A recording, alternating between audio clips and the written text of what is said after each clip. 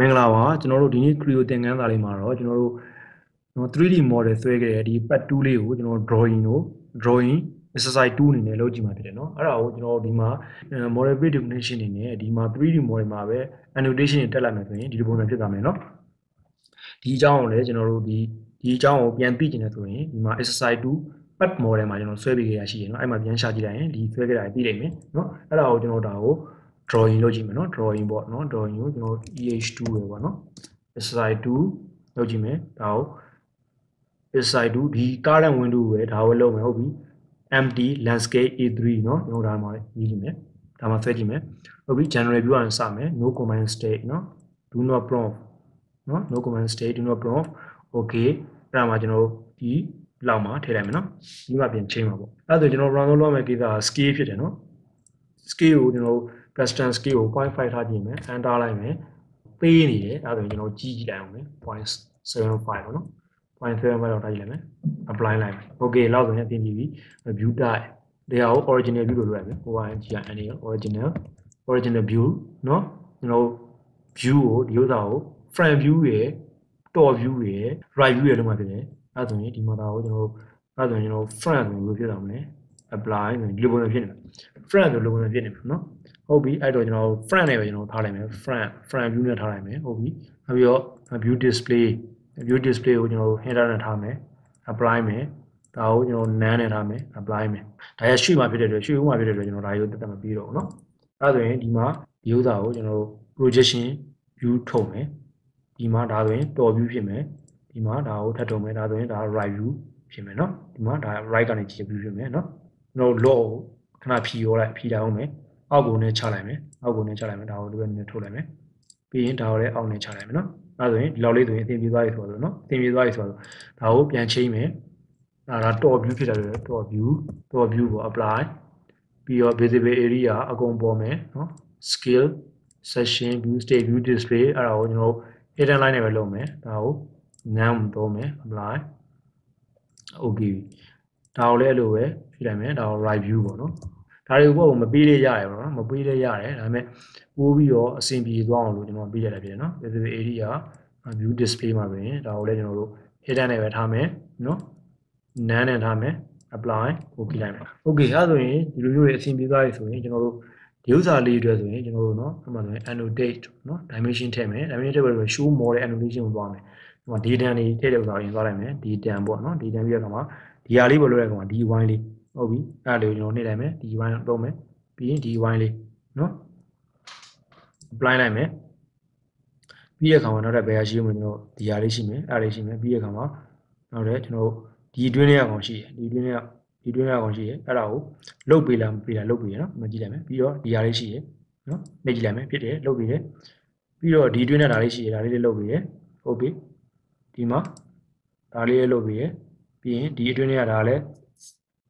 စလင်နာဖြစ်နေတယ်ဒါလေးကိုလုပ်ပြီးနော်โอเคအဲ့ဆိုရင်ဒီဥစ္စာကလည်းဒီမှာဆိုရင်ဒီမှာနှိပ်ကြည့်မယ်ပြီးရင်ဒါကိုနှိပ်ကြည့်မယ်ကျွန်တော်မလိုတဲ့ဟာပြီးမှပြန်ဖြစ်မယ်နော်လိုတဲ့ဟာပြီးမှပြန်ဖြစ်မယ်ဒီဟာတစ်ခုလုံးနှိပ်ကြည့်လိုက်မယ်အဲ့ဆိုရင်နော်ဒါမလိုချင်ဘူးမလိုချင်တဲ့ဟာပြန်ဖြောက်လိုက်မယ် apply cancel ပေါ့နော်အဲ့ဆိုရင်ရသွားပြီနော်ဒီတန်တွေတော့ဒါဆိုရင်သိနေသွားပြီအဲ့ဒါမှကျွန်တော်မလိုချင်တဲ့ဟာကြီးဒါမလိုချင်ဘူးဖြစ်လိုက်မယ်အဲ့ဒါမှကျွန်တော်တို့ဆိုရင်ဒီမှာအလွယ်ဆုံးအနေထားကိုကျွန်တော်သုံးလိုက်မယ် show model annotation ပေါ့နော် dimension တက်မယ်ကျွန်တော်ဒီဟာကြီးခုလုံးနှိပ်လိုက်မယ်နော်အဲ့ဆိုရင်သူ dimension တွေအကုန်တက်ပြီးသွားပြီအကုန်လုံးကို apply လိုက်မယ်ကျွန်တော်မလိုချင်တဲ့ဟာကိုပြန်ဖြစ်လိုက်မယ်နော်ဒါကိုအကုန် apply လိုက်မယ်ပြီးတော့ဒါကိုအကုန် apply လိုက်မယ်သူကဒီမှာဒါကြီးအကုန်တက်ပြီးသားဖြစ်တယ်ဆိုတော့တစ်ခုစီကိုတက်ပြီးရဖြစ်တယ်အဲ့ဒါကိုမပေါ်တော့အဲ့ဆိုရင်ပြီးရမှာကျွန်တော်လိုချင်တဲ့ဟာကိုပြောင်းယူမယ်နော်ပထမဆုံးကျွန်တော်ဒီ scale ကိုနောက်ရွှေ့လိုက်မယ်ဒါရှိ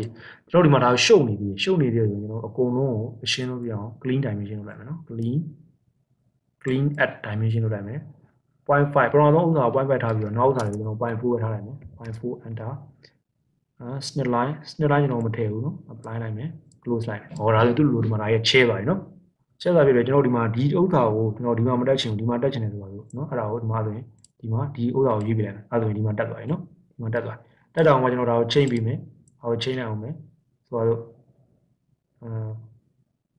ဒီလိုတွေကတက်ချင်တယ်ထပ်ချိန်မယ်အဲ့လိုမဟုတ်သေးဘူးဒီလိုတွေကထပ်ချိန်မဟုတ်ဘူးအဲ့လိုရပြီနော်ဒီမှာ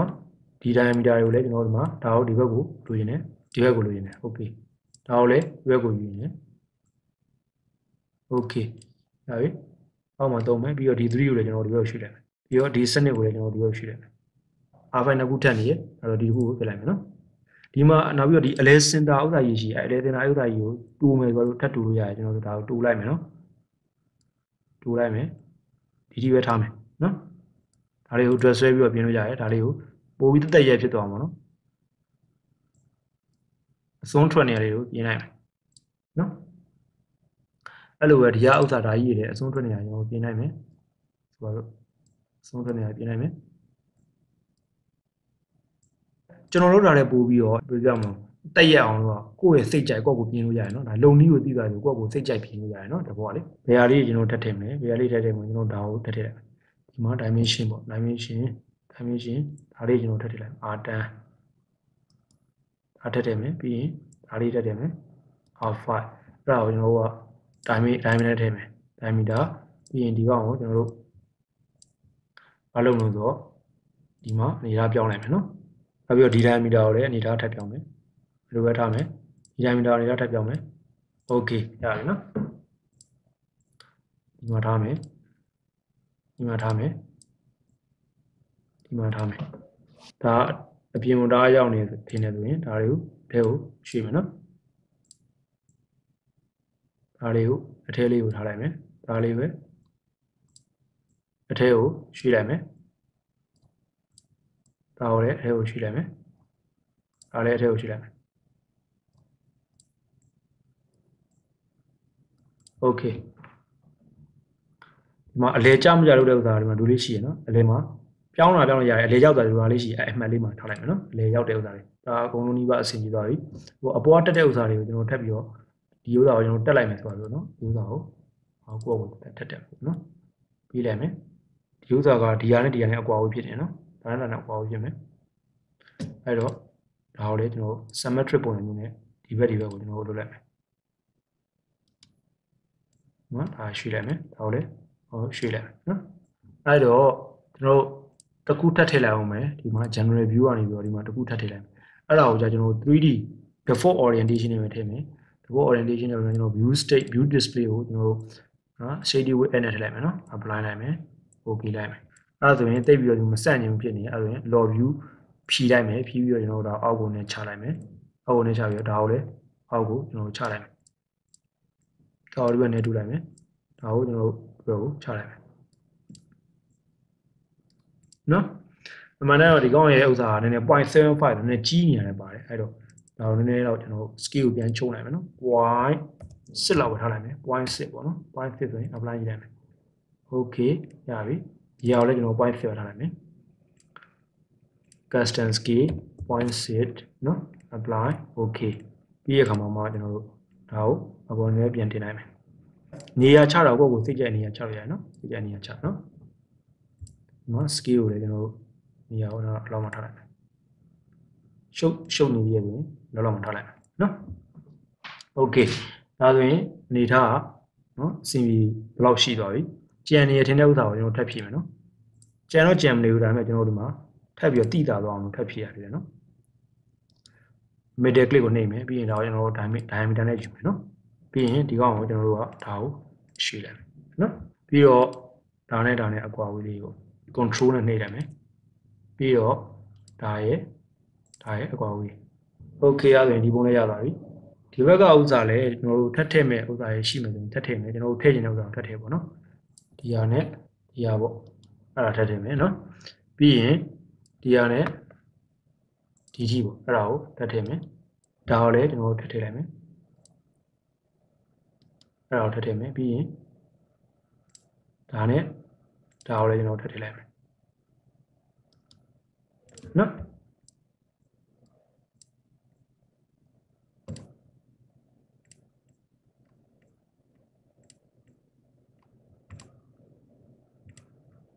ဆိုတော့ဒါဆိုရင်ပုံရတာနော်ကိုလိုမယ်ထင်တဲ့ဥစ္စာတွေကိုအသေးစိတ်နော်အသေးစိတ်တကယ်ကိုပတ်ကားဆွဲမယ်ဆိုတော့အသေးစိတ်လိုက်ထည့်လို့ရတယ်ပေါ့နော်ဒါကျွန်တော်နမူနာတွေကိုထည့်ပြတာဖြစ်တယ်နော်ဒါနမူနာတွေထည့်ပြတာဖြစ်တယ်ပြင်ရင်သေးဆိုရင်ကိုယ့်အသာကိုပြင်ရင်သေးဆိုရင်ထည့်ပြင်လို့ရတယ် အဲ့တော့အကုန်လုံးကိုကျွန်တော်စိတ်ကြက်ဖြစ်သွားတယ်ဆိုရင် clean net ခါပြန်လုပ်ကြည့်မယ် clean net ခါပြန်လုပ်ကြည့်မယ် clean net ပေါ့နော် clean net dimension လုပ်ကြည့်မယ် apply close ပေါ့နော် clean net dimension ဆိုဖြစ်သွားတယ်အဲ့ဒါမှကိုမကြိုက်တဲ့ဥစ္စာရှိရင်နည်းနည်းပြန်ပြင်မယ်ပေါ့ဒါဆိုရင် तू ကအညီအကုန်လုံးညှိပေးရနော်အကုန်လုံးအညီညှိပေးရအောင်ကိုကမကြိုက်တဲ့အားကြောင့်ပြန်ပြင်မယ်18ကိုကျွန်တော်ဒီမှာထားလိုက်မယ်နော်24ရာဒီမှာထားမယ်38မှာရပြီဒီမှာရောကျွန်တော်တို့အစီမပြေရရှိနေလားရှိရင်ကျွန်တော်ပြင်မယ်နော်ကျွန်တော်ဒီဥစ္စာကိုဒီဘက်မှာထားလိုက်မယ်နော် R2 ရဲ့ R5 ကိုကျွန်တော်ဒီဘက်ချက်မှာထားလိုက်မယ် annotate dimension R2 ပေါ့ဒီနော် R2 middle click နော်ပြီးရင် dimension middle click နော်ဒီမှာဒီဥစ္စာဒါကိုကြောက်ကျွန်တော် negative တိုးလိုက်မယ်နော်အကုန်လုံးပတ်ကားမဖြစ်တဲ့အောင်တော့ကိုယ့်ကိုယ်နည်းနည်းပြန်ပြင်မှာပေါ့နော်အဲ့လိုမျိုးပေါ့ပြင်မှာဒါကိုကျွန်တော်အပေါ်နဲ့တင်မယ်ဒါကိုလည်းအပေါ်နဲ့တင်လိုက်မယ် okay အဲ့ဆိုရင်ဒါကိုအောက်ကိုနဲ့ချလိုက်မယ်ရပြီနော်အဲ့ခါမှာကျွန်တော်ဒါကိုပြန်နှိပ်ပြီးတော့ကျွန်တော်ဘာလုပ်မလဲဆိုတော့ projection view ထည့်မယ်နော် projection view ဒီမှာ add projection view ထည့်လိုက်မယ် apply လိုက်မယ် okay ပြီးရင်ဒါကိုလည်းကျွန်တော် projection view ထည့်လိုက်မယ် add projection view apply လိုက်မယ် okay လိုက်မယ်နော်အဲ့ projection view ကျွန်တော်သိတောင်လို့ကျွန်တော်ဒါကိုလောက်လောက်မှထားလိုက်မယ်နော်လောက်လောက်မှထားလိုက်မယ်ပြီးရင်ဒီ projection view ရှိရဲအဲ့တော့ top view ရှိရဲအဲ့ top view ကိုလည်းကျွန်တော်ဒီပေါ်တင်လိုက်မယ် okay အဲ့ဆိုရင်ကျွန်တော်ဒီပုံစံအနေထားလေးကိုသဘောကျသွားပြီအဆင်ပြေသွားပြီလို့ယူဆတယ်ဆိုရင်เนาะကျွန်တော်တို့ဒါကို PDF အနေနဲ့ save လိုက်မယ်เนาะ save as ဘာနဲ့ save မလို့ဆိုတော့ကျွန်တော်တို့ PDF နဲ့ save မယ် exercise 2ပေါ့เนาะ option မှာကျွန်တော်တို့300ပြီးတော့ကျွန်တော် grayscale နဲ့ save မယ်เนาะ grayscale နဲ့ save မယ် dash hidden line နဲ့ save မယ်ပြီးတော့ဒီမှာဒါ round ဖြစ်မယ် line cap ကိုလည်း round မယ် line join ကိုကျွန်တော် round လိုက်မယ်เนาะ okay လိုက်မယ် okay မယ် okay ထပ်ပေးမယ်เนาะအဲ့ဒါခဏစောင့်လိုက်မယ်ဟောအဲ့ဆိုရင်ဒီမှာကျွန်တော်တို့ဆွဲထားတဲ့ပုံရဲ့နော်ပုံရဲ့ dimension တွေအကုန်လုံးထွက်လာဖြစ်တယ်အဲ့ဆိုရင်တော့ကျွန်တော်ဒီနေ့ပြောပြခဲ့တဲ့သင်ခန်းစာလေးကိုဒီ exercise လေးကိုနားလည်လိမ့်မယ်လို့ထင်ပါတယ်နော်ဒီ dimension တွေထည့်တဲ့ဥစ္စာကကိုယ်စိတ်ကြိုက်နော်ထည့်နည်းကိုသိသွားတယ်ဆိုရင်ကိုယ်စိတ်ကြိုက်အမှန်တမ်းဆိုရင်ကျွန်တော်ပတ်ကားထည့်မယ်ဆိုရင်နော် show model dimension မလို့ဘဲနဲ့ဒါအောင်မလို့ဘဲနဲ့ဒီ dimension တွေနဲ့ကိုယ့်ကိုတစ်ခုချင်းလိုက်ထည့်ပြီးတော့လုပ်နိုင်တော့အကောင်းဆုံးဖြစ်မယ်အဲ့လိုမျိုးအပြာလေးတွေနဲ့ပြတဲ့ပုံစံမျိုးပေါ့နော်ကိုကြိုက်တဲ့ဥစ္စာလေးထည့်မယ်အဲ့လိုမျိုးဆိုတော့ဖြစ်မယ်ကျွန်တော်ကကြတော့ show model annotation ကိုမြန်အောင်လုပ်တာအလွယ်နည်းနဲ့ပြလိုက်တာဖြစ်တယ်နော်အလွယ်နည်းနဲ့ပြတဲ့အခါမှာဒီလိုမျိုးပုံစံဖြစ်သွားတာဖြစ်တယ်နော်အဲ့တော့ကြည့်ရှုပြီးတဲ့အတွက်အားလုံးကိုကျေးဇူးတင်ပါတယ်